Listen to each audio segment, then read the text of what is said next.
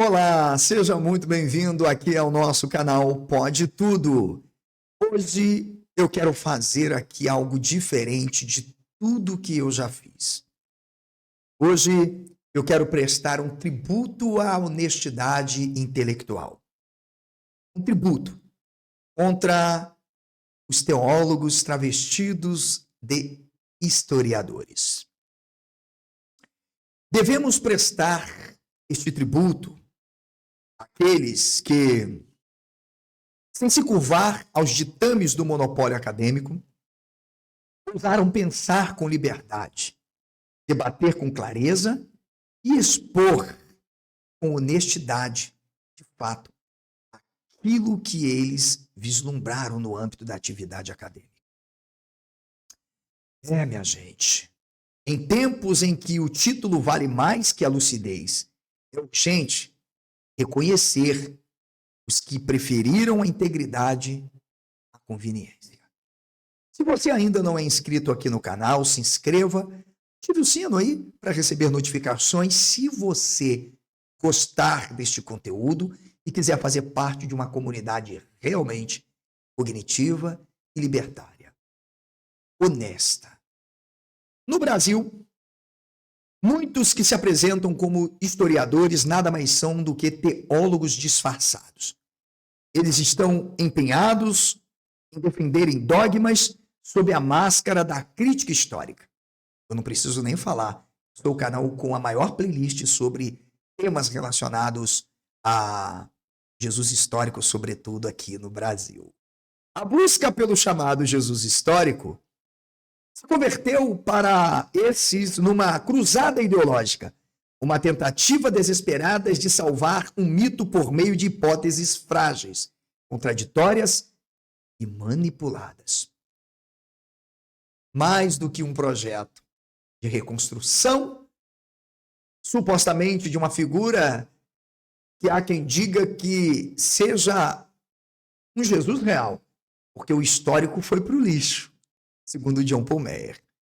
O Jesus histórico se tornou um artifício para legitimar academicamente aquilo que a fé já decretou como verdade, mesmo sem evidências. Aliás, tem um autor, essa galera também não presta, David Fitzgerald, que já dizia: a busca do Jesus histórico é uma luta pela legitimidade do status acadêmicos. Ou seja, trata-se de uma teologia disfarçada de ciência, que serve ao status quo e perpetua estruturas de poder e crença. Aliás, tem um senhor aqui no Brasil, um teólogo, que numa live no seu canal, e eu tenho esse vídeo, disse que o Jesus histórico fortalecia a fé dos cristãos. Eu queria que ele apresentasse quais cristãos que realmente acreditam no Jesus, tal como os documentos apresentam, que de fato admitem o tal Jesus histórico. E, aliás, eu quero dizer que esse teólogo disse que nem os seus pares o consideram um historiador. Dizem que ele não faz história, isso em teologia. Houve quem saísse desse grupo, mas para manter o status ainda dissesse: aquilo ali não passa de um teatro de sombras, de manipulação. São alunos com afinidades temáticas e professores e orientandos que montam bancas entre si. Neste cenário, a voz de José Alessandro Neves ou Alessandro Moreno se torna incômoda. Resistir é mais do que um ato de coragem, um ato de nobreza. Diante de tudo isso, eu só posso aqui prestar o meu tributo, esta homenagem singela e verdadeira, que deve ser feita àqueles que se mantêm a honestidade intelectual como norte, mesmo fora dos corredores formais da universidade. Lembrando que eles dizem que porque tem que ter academia, tem que ter um artigo científico publicado na revista, porque tem que ser submetido aos pares. Mas os pares não são pares. São amigos e aliados que foram manipulados a produzirem aquilo ontologicamente que todos produziram. Bem, eu quero aqui prestar um tributo aos verdadeiros defensores da liberdade e de pensamento e, sobretudo, da dignidade da crítica. Diferente daqueles que, ao ouvirem sobre uma teoria marginal, violentam, desabonam, atacam, tentam silenciar vozes, não por um debate. Eles se aliam a grupos com um objetivo claro: buscarem o fortalecimento de um status acadêmico para manterem uma narrativa, um discurso de autoridade, de que só vale o que é produzido dentro de um grupo. Aliás, eles vão chamar isso, sabe de quê? De quê, professor? De anti-academicismo. Minha gente, é necessário reconhecer e honrar os que mantêm-se firmes na trilha da honestidade intelectual, ainda que à margem dos grandes centros de validação acadêmica. Eu tenho um vídeo aqui exclusivo, tá bom, gente? Eu vou falar sobre o que é academicismo de verdade. Aliás, eu disponibilizei um livro, ok? Contra o método que, se você ler, nunca mais você vai chamar alguns aqui de historiadores. Em um cenário em que o debate é frequentemente sufocado pelo dogmatismo institucional, é louvável, né? É louvável a postura dos que não se sujeitaram ao monopólio da pesquisa universitária, não foram doutrinados, manipulados, alienados desde a graduação até o doutorado, inclusive pelo mesmo orientando. Tudo pela conquista de títulos. Mas aqueles, diferente destes, optaram por trilhar o caminho mais árduo, o da crítica livre e o da razão despida de reverência. Como Sócrates pensava, Platão, Aristóteles, os grandes pensadores, que diziam, era na confraria dos pensadores que as maiores teorias ganhariam corpo. No Brasil, infelizmente, posso fazer o quê, né? Muitos que ocupam, eu vou chamar aqui, cargos de historiadores, transformam as suas cátedras em púlpitos. Eles vestem um manto de historiadores, mas, na verdade, estão usando batina de teólogo. Aliás, tem um aqui no Brasil que fez um vídeo, tá? Em domínio público, tá? Ele disse que é cristão no campo geral e católico no campo particular. Depois de ouvir dizer que o Jesus histórico fortalece a fé dos cristãos, eu não preciso dizer mais nada. Estamos falando de supostos cientistas que começam suas lives dizendo: eu sou historiador, e nós estamos aqui para fazer divulgação científica. Enquanto continuam a defender com zelo, quase que eclesiástico, mais do que os que acreditam no Jesus da fé, como disse o doutorando Rafael Lima, que é muito mais honesto do que alguns desses mesmo acreditando no Jesus dele e da fé. O Jesus histórico é a maior arma ideológica que já se construiu, a maior pseudagem que já se construiu dentro da academia. Bem, será que a opinião dele vale alguma coisa? Aliás, ele publicou um livro agora e me parece que ele usou até um outro autor aqui do Brasil, é o José Alessandro Neves, como referência bibliográfica. Bem, então o que é que nós podemos falar propriamente? Nós temos construções teológicas e travestidas de hipóteses críticas que tentam, de alguma forma, manterem-se firmes e só resta aquele discurso velho e notório. Jesus existiu? Sim, tem um consenso na academia. Qual? Nenhum. Um grupinho pequeno que insiste em afirmar que Jesus existiu como um revolucionário, cínico, zelote. Você já sabe, eu quero até me segurar por aqui. Ou seja, uma hipótese frágil e inconsistente, construída sobre silêncios, reconstruções criativas e pressupostos teológicos, reciclados sob um verniz de pesquisa crítica.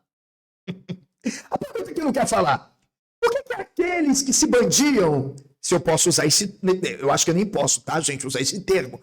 Porque senão eu vou ser processado. Afinal, Jesus histórico era um revolucionário uns dizem que ele tinha um grupo, um movimento muito grande, outros já dizem que ele não tinha ali mais do que 7 pessoas, né, Chevita? Eu lembrei, é o Chevitarese, gente. Enfim, afinal, do que nós estamos falando? Em 2021, o senhor André Chevitarese, no seu Instagram, afirmou: não confie nos teólogos, ensina os historiadores. Eu disse: você vai perder todos os seus alunos?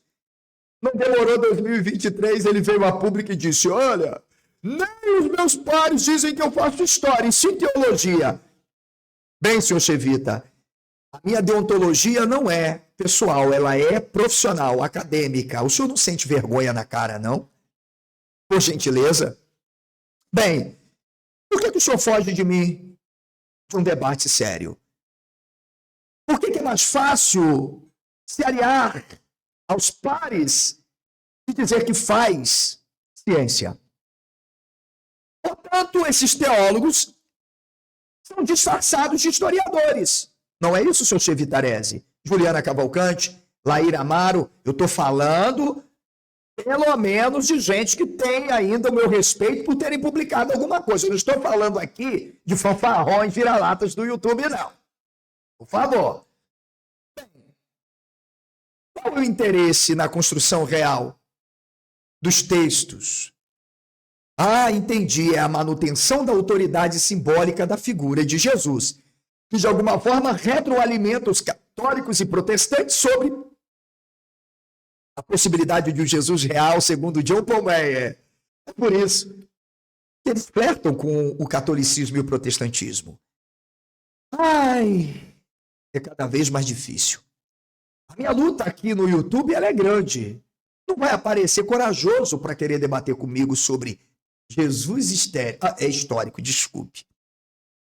Sob a capa do método histórico crítico, e eles ainda dizem que usam paradigma indiciário, eles resguardam-se com uma teologia de conveniência, que eles chamam de historiografia. Tentam blindar o cristianismo de um colapso epistemológico. Houve quem nutrisse a academia do Chevitarese? John Dominic Crossan, afirmando que a ressurreição ela não foi um mito institucional, ela foi um mito fenomenológico. Os discípulos acreditaram que Jesus tinha ressuscitado. Criando a ideia de que ele podia ressuscitar, eles tiveram uma alucinação. Pior, o senhor John Dominic Crossan superou Freud, Lacan, Michel Foucault, todos os grandes cientistas e teóricos da mente, porque afinal 500 pessoas simultaneamente tiveram a mesma histeria coletiva. Contra isso surge um camarada italcarense, calvo, com seu jeitão de falar. Isso é só uma caricatura. Mas o meu respeito ao senhor Chevitarese, à senhora Juliana Cavalcante, a todos os acadêmicos, supostamente, do Brasil. Isso aqui é só uma caricatura. No fundo, eu sou um cara que tem o maior respeito por quem, de fato, demonstra um mínimo de honestidade acadêmica. Contra isso surge a figura de um pensador independente, que leu tudo o que eles possam imaginar e muito mais. Aquele que não se curva aos cânones institucionais, nem teme a patrulha ideológicas dos departamentos de teologia disfarçados de cátedra historiográfica. Bem, ele não tem o que eles denominam de cátedra, ou tem, já que seus livros são lidos por todos os acadêmicos, praticamente de vários campos, inclusive do direito, da história, da educação, eu não sei mais, que não se limitou a escrever Jesus, como surgiu Jesus, mas escreveu outros que não teve medo de que não dependeu de para pensar. Antes, madrugava, dormia com o rosto sobre livros e documentos, para minimamente e corajosamente apresentar ao público algo que pudesse dizer assim: me ouçam, ainda que seja para me criticar. Do ponto de vista da narrativa, ele não tem cátedra, ele só tem consciência crítica. Ele não ostenta títulos, mas carrega argumentos sólidos, que são transformados, como disse o Daniel Gontijo, o jeito dele falar, ele é violento. Não, é a vergonha de envergonhar os seus próprios pares que dizem que Jesus existiu e que é um consenso acadêmico. como nem o próprio consenso se sustenta quanto pelo menos um legítimo consenso. Ai, mas o que mais me surpreende nessa gente é a crítica à religiosidade disfarçada de ciência. Porque isto não é apenas uma denúncia. Sim, senhores. Eu estou falando de um clamor por coerência. Eu fico muito feliz quando eu ouço dizer que pessoas estarão debatendo. E debater, concordo, com Jonathan Mathiez, que está assustado, porque IA funciona bem, pelos que dão desculpa de encararem alguém sob uma moderação, coerência, sistematização, regras de um debate, para fazerem uma exposição e buscarem a exposição pública dos que nas recâmaras acadêmicas vieram para o YouTube e hoje não querem encarar ninguém em debate. Debate não é a desmoralização.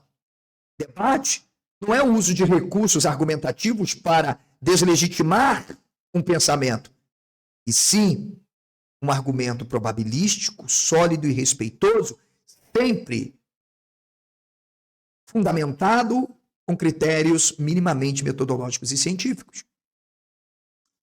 Ah, mas não dá, né? Principalmente quando se sabe que tudo é uma tautologia, a pesquisa DOC. Portanto, fico feliz quando ouço pessoas e vejo pessoas tentando criar uma narrativa de superioridade acadêmica, ainda que não tenha nada publicado na vida, sabe? E construindo um ar de autoridade sob figuras que possuem títulos. Eu fico feliz que o verdadeiro debate seja restabelecido, não encontros de pares. Veja, eu sei que o debate não é uma disputa para a defesa do status quo. Eu sei disso. A ideia que nós temos é apenas da submissão de nossos argumentos, baseados em uma pesquisa que pode ser ouvida sem essa velha narrativa, porque a história é uma ciência nova, tão nova. Ela era uma praxe que, para mim, a meu ver, foi estragada pelo revisionismo de Eric Hobsbawm, né, Chevita? Que afirmou que a escola que ele estava formando era para uma militância comunista e marxista. Portanto, não há uma preocupação realmente com ciência, né? Enfim. Eu não sei como eu vou classificar o título desta minha live. Não sei. Porque eu não procuro engajamento, eu não procuro like, eu não procuro realmente reconhecimento. Se eu procurasse isso, eu tinha continuado no YouTube desde 2015. Veja, passaram-se 9 anos para que eu voltasse para o YouTube. E eu estou aqui. É melhor me chamar de arrogante e prepotente do que dizer não tem como encararmos o maior especialista do Jesus histórico, da desconstrução do Brasil. Que debate não seria, né? Os que dizem fulano é o maior do Jesus histórico no Brasil. Ok, eu reconheço que sim. Não seria lindo o maior contra o menor? Ou o maior apologeta contra o maior crítico? Comente aqui. Por que os acadêmicos não aceitam um debate sério com Alessandro Moreno ou José Alessandro Netti? Deixa o teu comentário aqui. Porque a desculpa de alguns não cola. Porque se não fosse, o que eles estariam fazendo aqui no YouTube? Vocês já perceberam que para se reunirem em lives e dar entrevistas onde não há um debate em que o outro tem que explorar o objeto e o argumento, tudo é muito fácil. Fácil até demais, não é verdade? Pois bem, se você gostou deste conteúdo, os livros que estão passando aqui são de minhas autorias. Nós temos uma super promoção agora para que o professor levante voo para outro estado. Estamos numa meta, pelo menos 20 combos. São 8 livros por R$ 650. Ok? Vamos calcular o teu frete aí, deve dar na média de 25 a R$ 30. Ou você pode comprar a minha nova coleção Estudos Aprofundados Exegéticos da Bíblia Hebraica. Tá aqui, ó, desse lado aqui. Ó, aqui, ó. Onde alguns estão comprando R$ 220, desconto para membros, ok?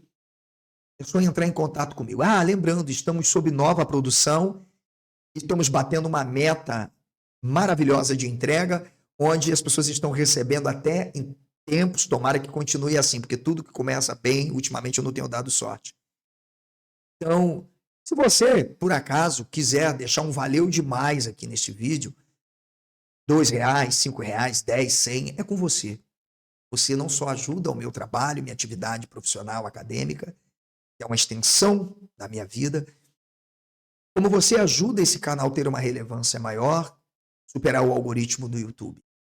Se você quiser também se tornar membro, temos o que oferecer.